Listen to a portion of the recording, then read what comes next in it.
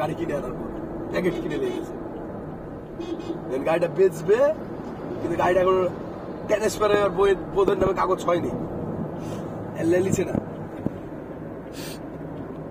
আনন্দের কাছে ছিল, আনন্দের কাছে আছে সাদা না, প্রথম এমপি সেদিন লেগেছিল। কে আশা সেদিন ওটা কেন নেবে?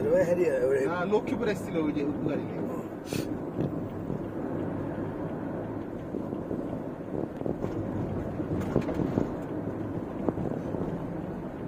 তারপর আবার বাড়াবে,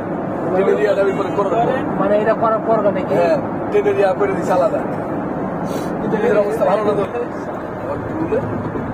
এটা ডাবল করা উচিত ছিল। মাল নিয়ে আসে, বুঝলেন ভাই? হ্যাঁ, ধরেন এখানে নিয়ম হলো 10 টন লেন করে 14 ভাই, কথা আমি বলছি।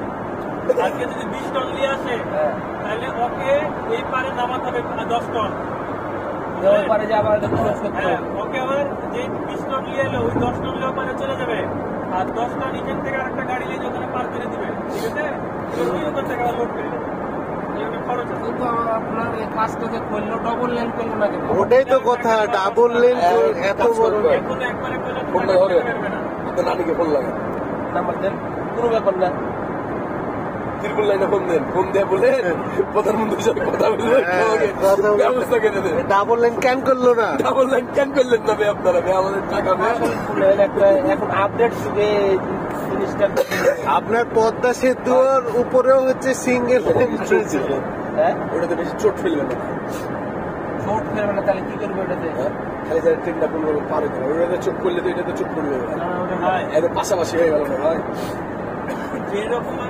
আমাদের লালন শাহ ব্রিজ তার ওভার টাইমে ব্রিটিশ